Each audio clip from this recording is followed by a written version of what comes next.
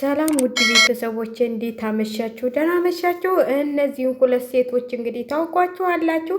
አንዷ ወንድሟን ልጅ ሰርቃለች፣ አንዷ ደግሞ የልጅ ልጇን ሰርቃ ገና የሳምንት ልጅና የስምንት ወር ልጅ ሰርቀው እችኛዋ እንኳን አይን አውጠዋ አልሰረኩም ብላለች። እችኛዋ ደግሞ ወደ ሀገሯ ይዛ ሄዳለች ማለት ነው።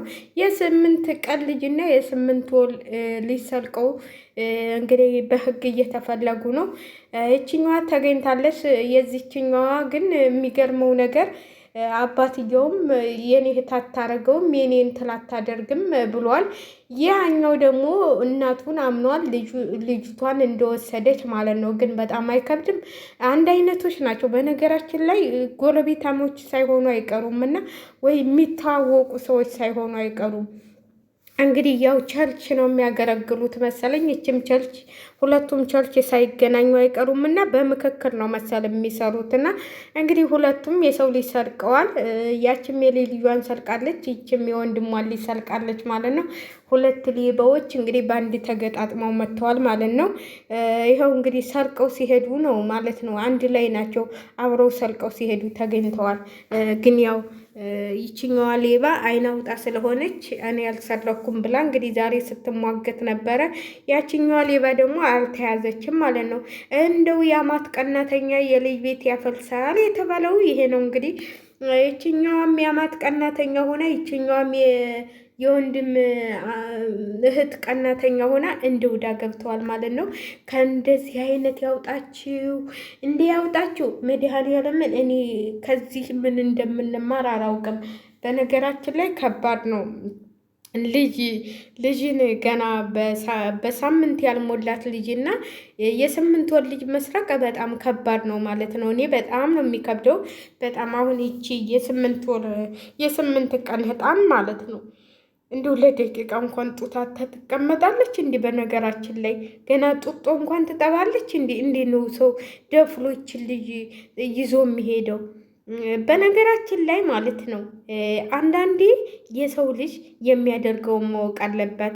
እንግዲህ የተንሳይ እናት ደግሞ ማለት ነው እኔ በጣም ነው እኔ እንጃ መቼም ምንም ቢሆን እኔ እንደው ምን ክፋትም ቢሆን በአሁን አራስ ልጅ ይዛ መድኃኒት ታበላታለች ብዬ አላስብም።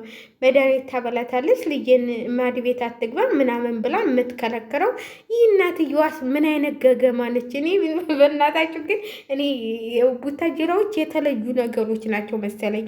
የተለዩ በመተት የሚያምኑ መተታሞች መሰሉኝ። እኔ ቡታጅራ የሚመጡ ሴቶች ማለት ነው በመተት መሰለኝ የሚያምኑት። እና አሁን የዛችም እናት እንግዲህ በመተት ታደርግባታለች፣ መልዝ ትሰጣታለች፣ ምን ታደርግባታለች እያለች ምግብ እንዳሰጥና ፊት ነስተዋታል የያዛላሽ እናት ማለት ነው። እና በር እየዘጉባት ነው እንትን የሚቀመጡት፣ በር ዘግተውባት ነው በቃ የሚቀመጡት። ሁሉን ነገር ዘጋግተውባት ነው የሚቀመጡት። በዚህ ተናዳ መሰለኝ የሰረቀችው። የብዙዬን ግን አናውቅም። የብዙዬ ደግሞ በቃ ወደ ሄርሜላ ሲሄድ እንዳይሄድ ልጁን እንዲያይ ብላ ነው፣ ለዚህ ነው የሰረቀችው። እና በጣም በሚገርሙ ሁኔታ እኔ አብርሃም ራሱ እንደዚህ ተዝናንቶ ቁጭ ያለው በምን ምክንያት ነው? ልጁን መቼም ልጁ ያለበትን ሳያውቅ እንደዚህ ተዝናንቶ ውሸት እንኳን ቢሆን እንደው ደንገጥ ሊል ይችላል። እሱ እኮ ልጁን እንደያዘ ነው የሚያውቀው። እንግዲህ ያኛውም ያው እናት ይወስደዋለች በቃ ምንም ችግር የለም ምንም አታረጋትም ይላል። እኔ የዛት ግን ይከብዳል ማለት ሉሉ እንኳን ምግብ ይበላል ጥጦም ይጠባል። ባለፈውም ያው ሰርቀውት ነበረ ምንም ችግር የለበትም።